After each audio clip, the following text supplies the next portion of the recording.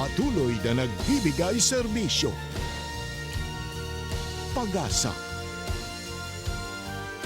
at saya.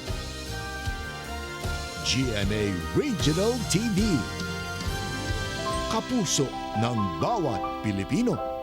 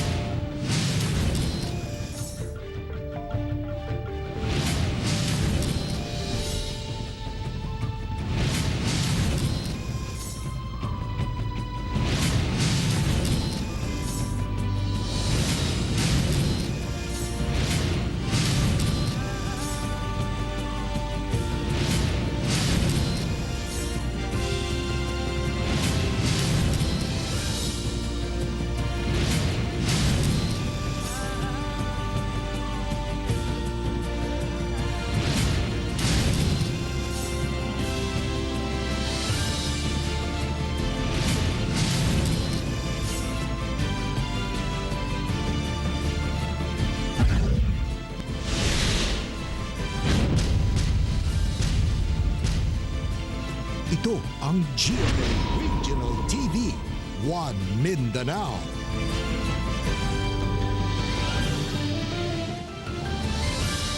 May hapon Mindanao, kini ang GMA Regional TV 1 Mindanao. Hatod namang pinakadagkog pinakulahing balita sa Mindanao. Ako si Tec Ocampo. Sara Hilomen Velasco. Real Soroche, live gikan din sa GMA Davao Complex.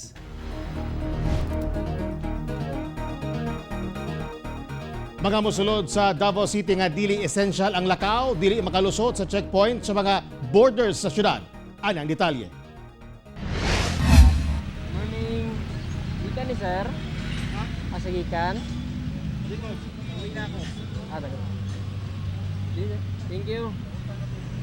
Matag mosulod sa Davao City, ginapakutan na sa mga personay sa Task Force Davao kung asa o kung sa tuyo sa pagsulod sa Davao City. Kung importante ang tuyo, makaagi. Pero pag dili essential, pabalikon sa agi. Labaw pa nga mas strikto karong Nobyembre 23 kung ipatuma na ang QR code system sa syudad. Busa, karon pa lang, sige na upahimangno ang mga otoridad. Sa karon 23 mama, magsugod na to ang QR code mama. Sige. Thank you ma'am. Andam na sir. Nga nagabiyahe ka taga Davao. Yes, everyday sir. Na ako'y QR code sa kuani Sir, di sa Jensan. sa Davao wala pa. Wala pa. So nagkuha na kaanay. Oh, murag gitagaan na mig tape ato nga kuan katong asa mi mo pasok Okay. nga kuan. Info. Dugang pa sa otoridad, aron iwas sa berya, sundo na lang ang mga protokol. O kung dili man lang importante ang lakaw, magpuyo na lang sa balay, aron iwas COVID-19. Kauban si Melchor Awing sa kamera, ako si Real Soroche para sa One Mindanao. Sirado karon ang City Hall sa Samal Island human nagpositibo sa COVID-19 ang usa ka empleyado niini. Dugang detalye sa live report ni Jandy Esteban. Jandy. Sara, nagpadayon ang contact tracing sa CHO aron ma-identify ang mga close contact sa maong pasyente. Samtang lakip sa gitrace karon sa CHO ang mga naduulan sa mga COVID positive sa usa ka barangay sa isla. Sumala sa CHO nga natala na ang local transmission sa maong barangay. Sugod karong adlaw hangtod November 13, sirado ang Samal City Hall gumikan ipailawom kini sa disinfection. Human nagpositibo sa COVID-19 ang usa ka empleyado. Matud sa City Health Office, maayo na lang kay nagpatuman na daan og alternative work arrangement alang sa mga empleyado. Rason nga dili kayo daghan ang natakdan. Sa Lunes pa mubalik ang operasyon sa City Hall. Kani siya job order employee ni no na-assign sa City Information Office. Right now naa siguro sa mga 10 to 15 siguro nga employees nga close contact niya.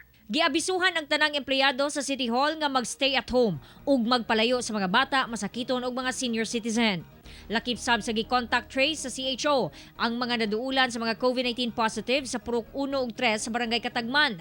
Ang maong mga purok gipailaw na sa lockdown. Doon na tayo local transmission na nagudal sa kabarangay dinhi. O so mao ni among gipaningkamutan karon na mao ni ang Barangay Katagman. Actually 3 households ni sila nga naay positibo nga membro sa household. Sa 65 confirmed COVID-19 cases sa isla, 24 ang active cases, 47 ang naayo na ug 3 ang namatay. Samtang aron di madugangan ang mga kaso sa COVID-19 sa isla, dili na basta-basta matransport ang patayng lawas pasulod sa isla. Gumikan pangitaan kini og medical certificate aron masigurong dili infectious disease ang hinungdan sa kamatayon niini. Kung COVID-19 ang hinungdan sa kamatayon, kinahanglan nga sundon ang health protocol sa Department of Health nga i-cremate ang pasyente uban ang mga gamit niini aron mapugnan ang pagkatag sa maong sakit. Mangita gyud mi og kanang medical certificate nga gikan sa doktor nga dili siya COVID positive, no? Una siya makasulod diri sa Samal, gina-check sa namo ang papilis. Sa update sa ihap sa mga COVID cases sa Samal Island, miabot na sa 74 ang total number of COVID cases sa isla ug 48 na ang naka-recover. Sara. Okay, daghang salamat, Jandy Esteban. Siyam ka pulis ang nagpositibo sa COVID-19 sa Pulumulok, South Cotabato. Humanatakdan sa opisyal sa ilang stasyon. Ani ang COVID-19 update sa Mindanao, pinaagi nining report. Siyam ka pulis sa Pulumulok Municipal Police Station sa South Cotabato ang nagpositibo sa COVID-19. Natakdan sila sa ilang Deputy Station Commander nga una nang nagpositibo sa COVID-19. Silang tanan asymptomatic. Sa investigasyon sa Police Regional Office 12, suspected COVID-19 patient ang asawa sa Deputy Station Commander ug samtang ginapaabot ang swab test result niini. Nag-report pa sa police station ang mga opisyal ug dihang migawas nga positibo sa COVID-19 ang asawa niini, nasayrang nagpositibo sab kini sa sakit.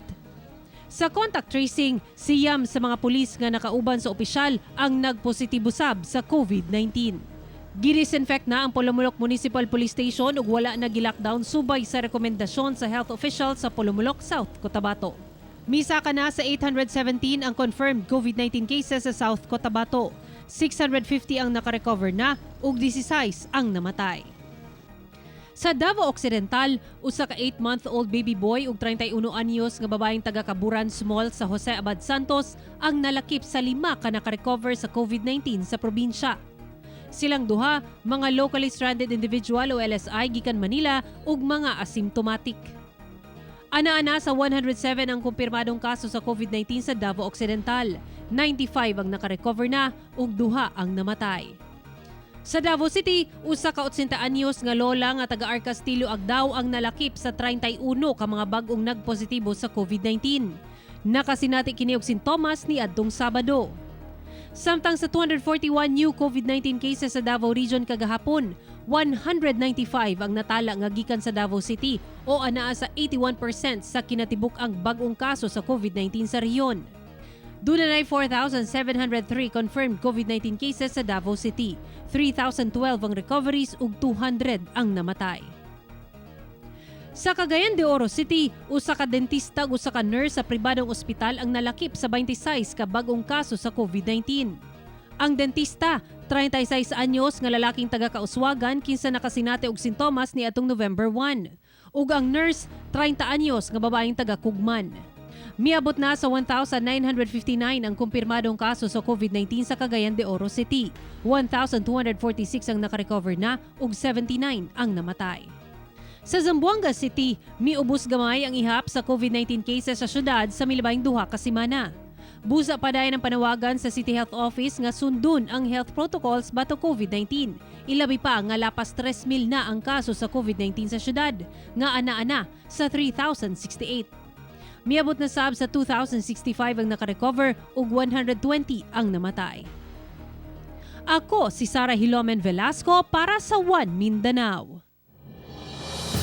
Bagong himugso nga babing gibilin daplin sa irrigation canal sa Midsayap, Cotabato ang maayo na ang kahimtang. Luwas na og himsog ang panglawas sa batang lalaki nga nakaplagang kagahapon nga anaa karon sa pag-aruga sa DSWD sa Midsayap, Cotabato. Kay nung duman nga nakitaan sa mga residente sa poblasyon 7 Midsayap ang maong baby kilid sa kanal nga wala pa gani maputol ang pusod niini. Samtang padayon pa ang ginaimbestigahan sa kapulisan ang kung kinsa ang ginikanan sa bata. Daghan na karon ang nagboluntaryo nga muadapt sa maong baby.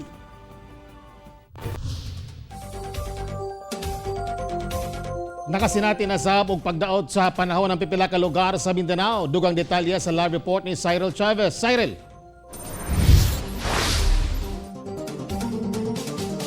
Usa ka ipo-ipo ang diriyot nga miigo sa baybayon sa Barangay Bayabas dinhi sa Cagayan de Oro City. Samtang susama sab ang nahitabo sa usa ka barangay sa Pagadian City diyang mibunok ang kusog nga ulan kagahapon.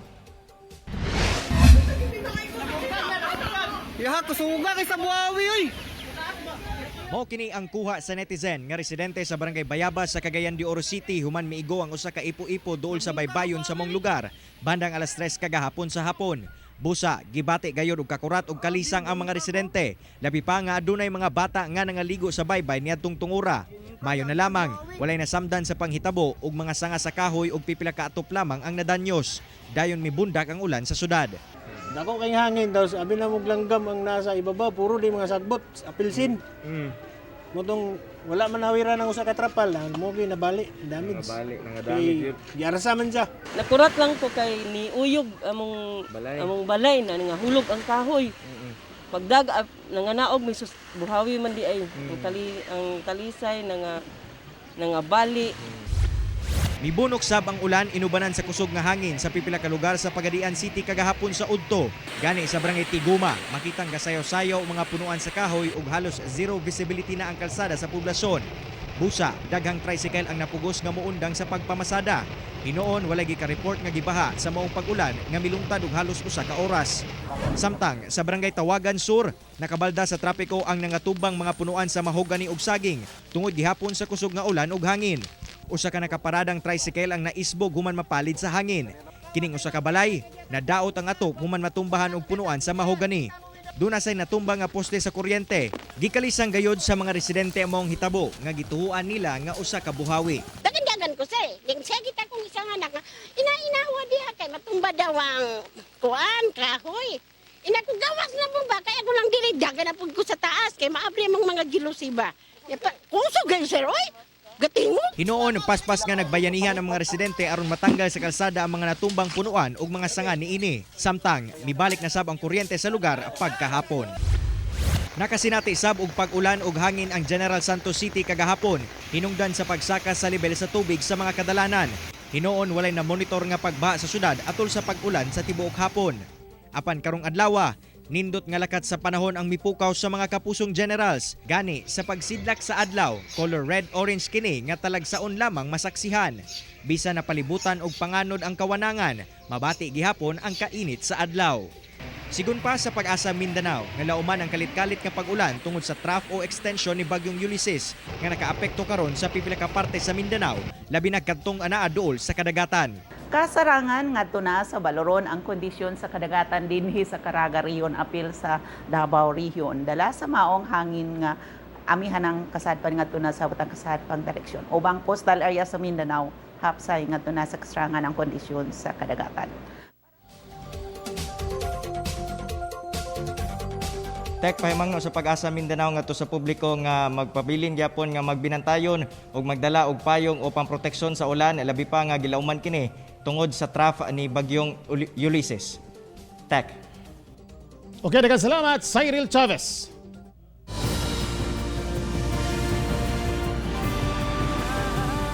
Ito ang GMA Regional TV, One Mindanao.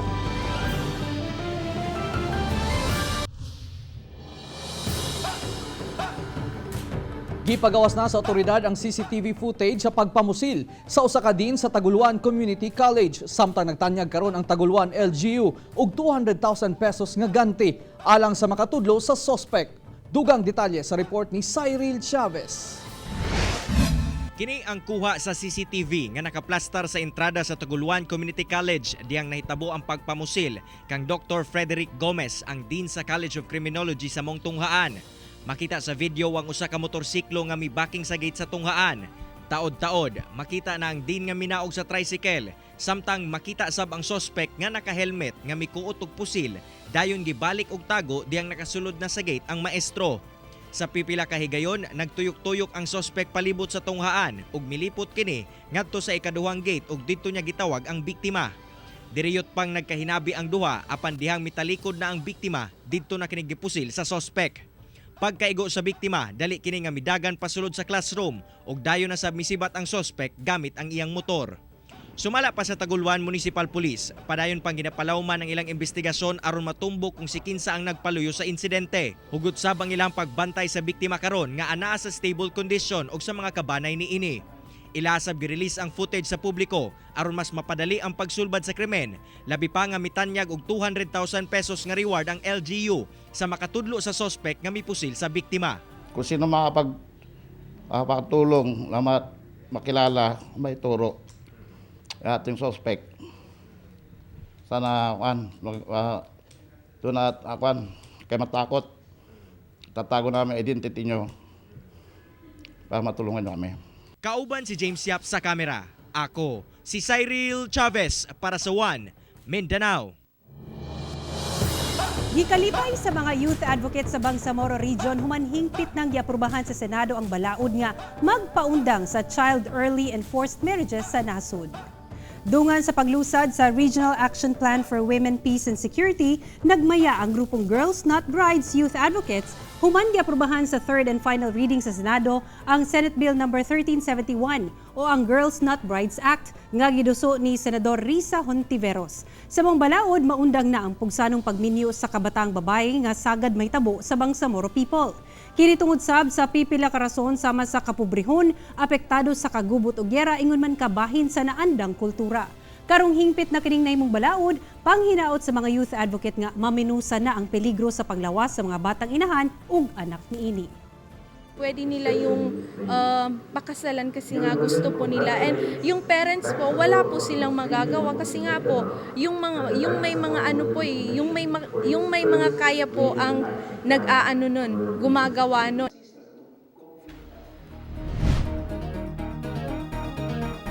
Lima ka barangay sa Dakbayan sa Davao ang giila nga very high risk area subay sa ihap sa ilang COVID-19 active cases. Anang report ni Sheila Vergara Rubio. Gikonsidera nga very high-risk areas ang barangays 12B, 21C, 27C, 32D ug Ubalde. Kini subay sa latest risk assessment and barangay classification sa Davao City sukad November 6 to November 12. 18 ka barangay usab ang high-risk areas ug kini mao ang 5A, 19B, 20B, 22C, 25C, 28C, 30C ang Leongto Senior, Bukana, Buhangin Proper, Kabantian, Katalunan Grande, Agdao Sentro, Maam, Matina Crossing, Panakan, Talomo Proper ug Turil Proper.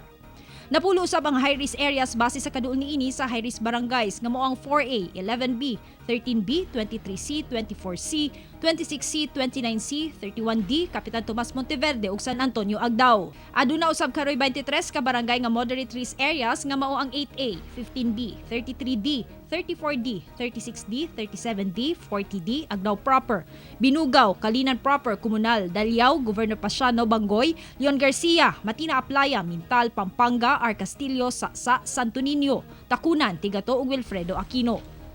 20 usab ka barangay ang moderate risk base sa kaduol niini sa high risk barangays ug kini mao ang 2A, 6A, 10A, 14B, 18B, 39D, Bago Aplaya, Bago Galiera, Katalunan Pequeño, Crossing Bayabas, Governor Vicente Duterte, Ilang, Indangan, Langob, Lapu-Lapu Agdao, New Lisada, Magtuod, Matina Pangi, Mudyang ug Vicente Hizon. Samtang anausab sa 106 ka barangay nga wala na mention ang ilang low risk areas. Ako si Sheila Vergara Rubio para sa One Mindanao.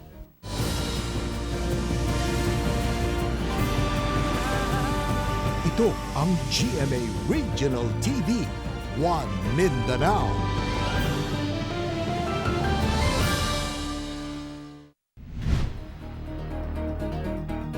Misaka na sa 51.4 milyon katao ang nagkasakit og COVID-19 sa tibuok kalibutan, samtang sobra 400,000 na ang nataptan ini sa Pilipinas ug sa Mindanao, lapas 25,000 na ang dunay COVID-19.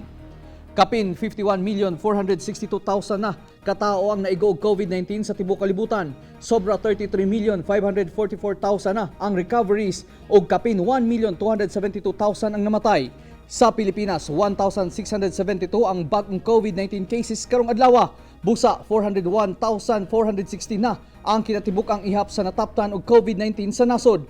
Anaa nasab sa 362,217 ang naayo na og 7,710 ang namatay. Og sa Mindanao, 25,054 na ang dunay COVID-19. Misaka na sa 17,609 ang naayo na og 857 ang namatay. Gitangtang na ang provincial control checkpoints nga gimuntar isip paglikay sa COVID-19 sa Caraga Region. Giuyunan sa 5 ka gobernador sa riyon nga wagtango na ang maong provincial control checkpoints. Mato ni Agusan del Norte Governor Dale Corvera, ang chairman sa Regional Task Force for COVID-19 1 Caraga Shield, free flow na ang provincial border o control points sa mga probinsya pero magpabilin ang checkpoint sa regional borders sa Carmen, Agusan del Norte, sa Langkilaan, Agusan del Sur ug sa Veruela, Agusan del Sur ug sa Lingig, Surigao del Sur. Bisan nini magdepende gyapon sa mga LGU kung magbutang gyapon sila og checkpoint sa ilang mga lugar. Samtang magpadayon na mag-operate sa kapulisan sa mga border alang sa pag-maintain sa peace and order sa riyon. Ana karon sa General Community Quarantine ang Caraga Region. Dala ang warrant of arrest sa kasong 2 counts of rape o rape with sexual assault. Gidakop sa kapulisan si Eduardo Pilarca, 48 anyos, sa ilang balay sa Purok Bombil, Barangay San Agustin, lungsod sa Dumalinaw, Zamboanga del Sur. Top 6 most wanted person usab si Pilarca sa PRO 9. Gipanghimakak sa suspect ang pasangil. Tungod sa kabug-at sa kaso, posibleng dili na kini makapiyansa. Sa Cabadbaran City, Agusan del Norte, gidakop si Eliazar Katubig, human si kasang bypass operation sa kapulisan. Nakuhaan kini og 3 gramong suspected shabu nga mukantidad og 35,400 pesos. Sa Surigao City, nadakpan usab si Jerry Jacob ato sa ipahigayong checkpoint sa kapulisan sa Barangay Washington. Nakuhaan kini og suspected shabu nga adunay street value nga 3,540 pesos. 3 ka most wanted person sa Caraga Region, sikop sa kapulisan. Unang nadakpan si Brame Carey Alcantara alias Bambam, 19 anyos, suspect sa kasong statutory rape ug number 1 most wanted person sa rehiyon. Ikaduhang nadakpan mao si Danny Sabaliero, 44 anyos, kinsa nagatubang og kasong pagsupak sa Republic Act 9262 of Violence Against Women and Children. Ug ang ikatulo mao si Ruchi Gindolman, gidakop tungod gihapon sa pagsupak sa RA 9262 kinsa top 2 most wanted person sa rehiyon. Gikustodiya na sa kapulisan ang mga dinakpan.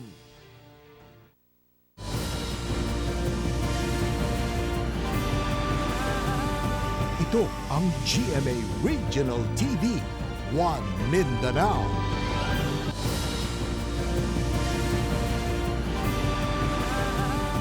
Ito ang GMA Regional TV, 1 Mindanao. Bisan sa pandemya, doon nagyapoy na maligya og parol sa usa ka dalan sa Davao City nga naanda na nila sulod sa pipila ka tuig. Apanlahi ko ng sitwasyon karon tuiga. Anang report ni Jandy Esteban. Mataghapit na ang Pasko, mapuno na gayod sa parol ning bahin sa Chonco Street sa Davao City. Apan karong tuiga, pipila na lang ang nakadisplay. Sa nakalabang tuig, 10,000 ka mga parol ang nahimo ni Nanay Gina sa tabang na usab sa iyang mga trabahante. Pero karon 500 na lang kabuok.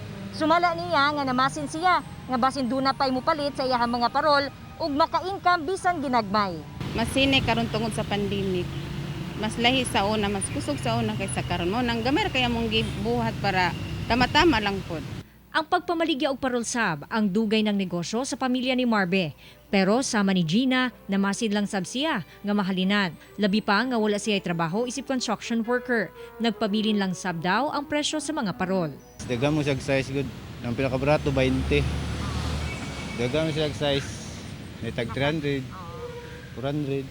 Sumala sa usa ka parish priest nga importante gihapon ang mga parol kay simbolo usab kini sa Pasko. Palayo ng gihapon nga muhimo niini aron nga mapahinumduman ang usag-usa nga taliwala niining tanan Kung sa tinagano pa tuloy ang buhay, tuloy ang Pasko, bisan pag unsa ang mahitabo, padayon kagyapong maghari ang kalipay gumikan kay ato ang pagasaulugon ang kasumaran sa pagkatao sa atong mananubos nga mao akong gasa alang kanatong tanan. Kauban si Mel Colmenares sa kamera. Ako si John D. S. Esteban para sa One Mindanao.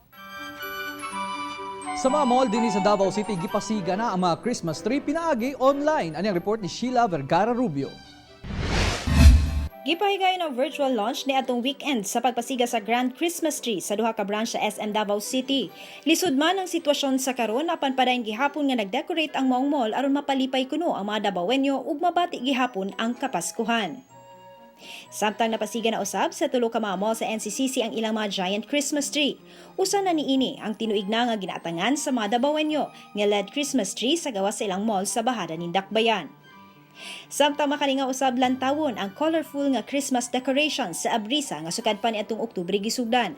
Ang tanang halls o garden area gipalibutan og mga Christmas tree aron mulutaw ang kahayag sa palibot. Pinaagi sa dekorasyon sa Pasko sa mga establisemento daw makapalimot gamay sa kapait nga nasinati karon tungod sa pandemya. Ako si Sheila Vergara Rubio para sa One Mindanao.